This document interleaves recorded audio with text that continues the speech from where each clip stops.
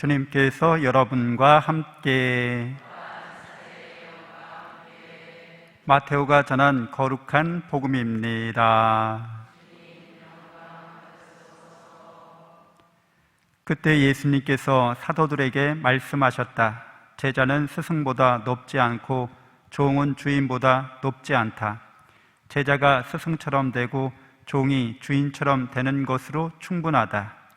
사람들이 집주인을 베엘제불이라고 불렀다면 그 집 식구들에게야 얼마나 더 심하게 하겠느냐. 그러니 너희는 그들을 두려워하지 마라. 숨겨진 것은 드러나기 마련이고 감추어진 것은 알려지기 마련이다. 내가 너희에게 어두운 데서 말하는 것을 너희는 밝은 데에서 말하여라. 너희가 귓속말로 들은 것을 지붕 위에서 선포하여라. 육신은 죽여도 영혼은 죽이지 못하는 자들을 두려워하지 마라. 오히려 영혼도 육신도 지옥에서 멸망시킬 수 있는 분을 두려워하여라. 참새 2마리가 한 입에 팔리지 않느냐. 그러나 그 가운데 한 마리도 너희 아버지의 허락 없이는 땅에 떨어지지 않는다. 그분께서는 너희의 머리카락까지 다 세워두셨다. 그러니 두려워하지 마라. 너희는 수많은 참새보다 더 귀하다. 그러므로 누구든지 사람들 앞에서 나를 안다고 증언하면 나도 하늘에 계신 내 아버지 앞에서 그를 안다고 증언할 것이다. 그러나 누구든지 사람들 앞에서 나를 모른다고 하면 나도 하늘에 계신 내 아버지 앞에서 그를 모른다고 할 것이다. 주님의 말씀입니다.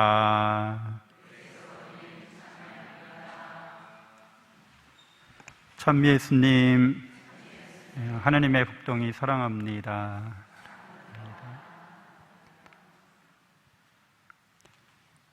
우리는 모두 두려움을 갖고 사는데요.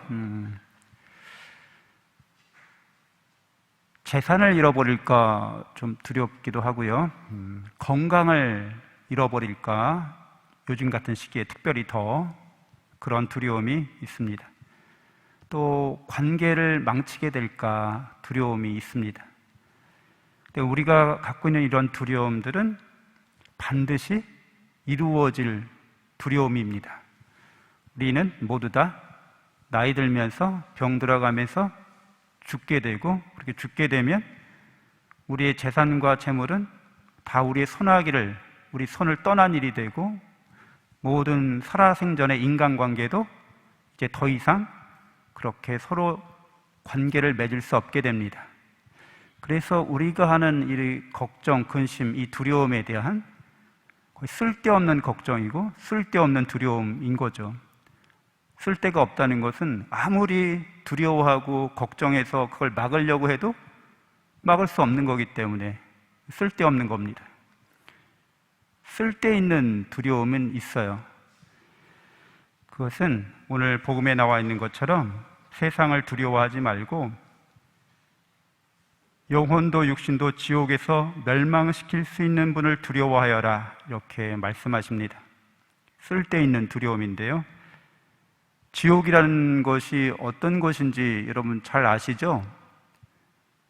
죄악과 죽음의 장소입니다. 죄악을 짓는 이들이 죽음의, 영적인 죽음의 장소로서 영적인 죽음의 상태를 겪는 것, 그거 바로 지옥입니다. 말씀드린 바와 같이 죄라고 하는 것이 하느님을 사랑하지 않는 걸 죄라고 하지 않습니까? 모든 것 위에 하느님을 사랑하지 않고 하느님보다 하느님이 만드신 피조물을 더 사랑하는 거죠. 그게 죄의 본질입니다. 그게 핵심인 거죠. 그래서 하느님을 모든 것 위에 사랑하지 않는 사람은 이웃을 자기 자신처럼 사랑할래야 사랑할 수가 없게 됩니다. 하느님이 만드신 그 피조물을 절대화하기 때문에 그것을 다른 말로 우상숭배라고도 합니다. 그러니까 우상숭배자들은 그 우상을 위해서 자기 삶을 바치고 있기 때문에 자기 인생을 봉헌하고 있는 거죠, 우상에게. 그래서 다른 사람들의 재산과 재물과 생명과 인권을 그 우상에게 바치기 위해서 희생시킵니다. 악을 행한다는 거죠. 그래서 그렇게 하나님을 사랑하지 않는 죄는 잘못되고 그릇된 사랑임에 분명합니다. 사랑은 사랑이죠. 근데 어리석은 사랑이고 악한 사랑입니다. 그래서 그렇게 죄 짓는 사람들은 스스로 하느님으로부터 멀어져서 하느님 사랑과 은총의 관계에서 단절된 상태에 이르게 됩니다. 그것을 지옥이라고 합니다. 그러니까 지옥에는 하나님을 사랑하지 않는 사람들이 가는 곳, 그렇게 우리가 이해할 수 있는 거죠. 근데 한 가지 놀라운 것은 지옥이라는 데가 어디에 있겠느냐는 거죠. 굳이 이 장소적인 개념으로 치자면 하느님 안에 있겠어요? 하느님 밖에 있겠어요? 하느님 밖에 뭐가 있을 수가 없는 거죠. 지옥조차도 하느님 안에 있습니다. 그러니까 이 말은 지옥에서조차도 하느님의 사랑은 충만하다는 거죠. 하느님의 사랑 바깥에, 하느님의 은총 바깥에 뭐가 따로 있을 수 없는 겁니다. 지옥의 통치자도 하느님이십니다. 사탄이 아니에요. 사탄은 결코 통치자가 될 수 없어요. 모든 사랑과 은총으로 통치하고 지배하는 분은 지옥에서나 연옥에서나 천국에서나 이 지상에서나 하느님밖에 안 계십니다. 그래서 그분을 두려워해야 합니다. 그분의 사랑이 너무나 위대하기 때문에, 그분의 사랑이 미치지 않는 곳이 없기 때문에, 그분의 사랑이 진실하기 때문에, 영원하기 때문에 그 사랑 앞에서 두려움을 느낀다는 거죠. 다들 연애해 보셨잖아요. 그렇죠? 연애할 때 두려우셨죠? 프로포즈 하실 때 두려우셨잖아요. 그러니까 사랑은 늘 두려움을 동반합니다. 내 사랑을 받아줄까? 내가 저 사람을 사랑하기에 합당한 사람인가? 저 사람을 내가 행복하게 해줄 수 있을까? 두렵잖아요. 저 사람이 나를 어떻게 알고 수용할지 두려운 일입니다. 그래서 정말 쓸데있는 두려움은 사랑 앞에서 갖는 두려움입니다.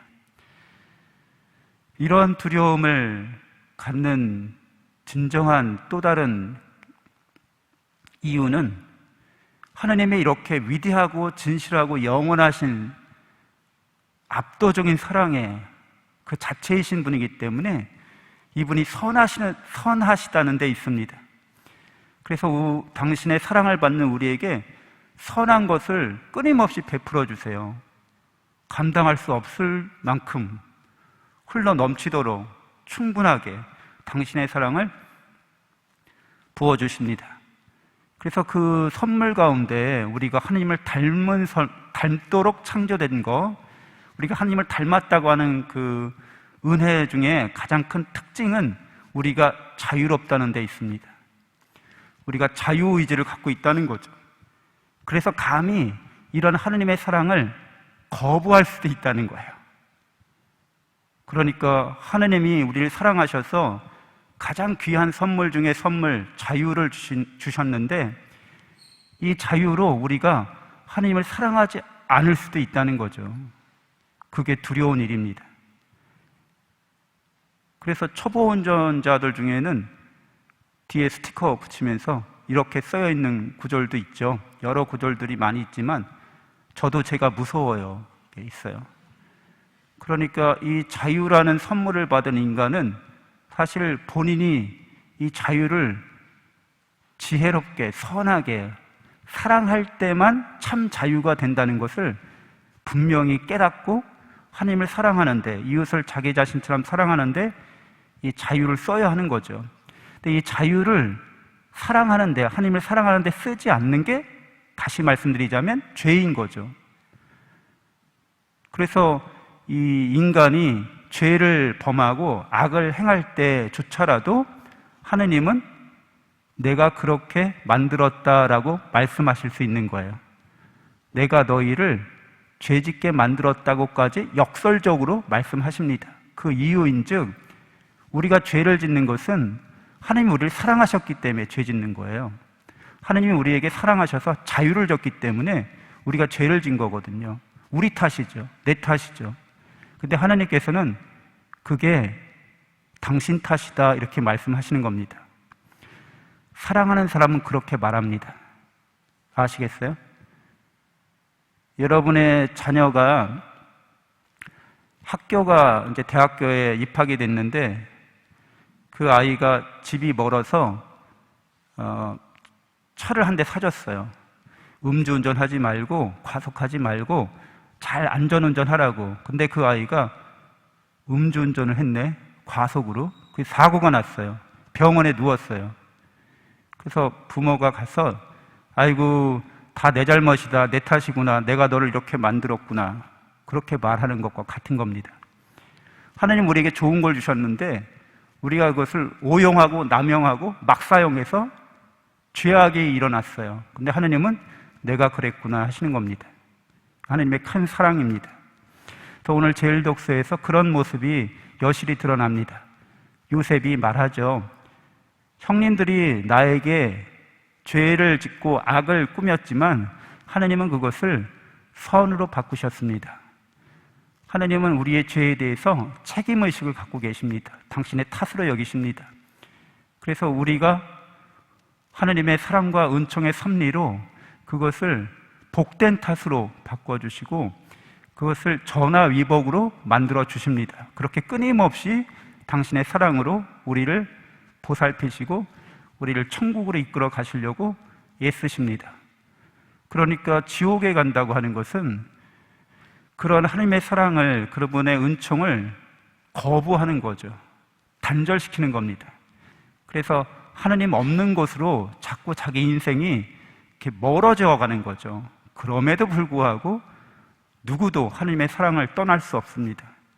그래서 그 사랑 앞에 우리는 두려움을 갖고 겸손하면서 순종하는 마음으로 그 사랑과 은총 안에 머물러야 하겠습니다. 잠시 눈을 감고 기도하겠습니다.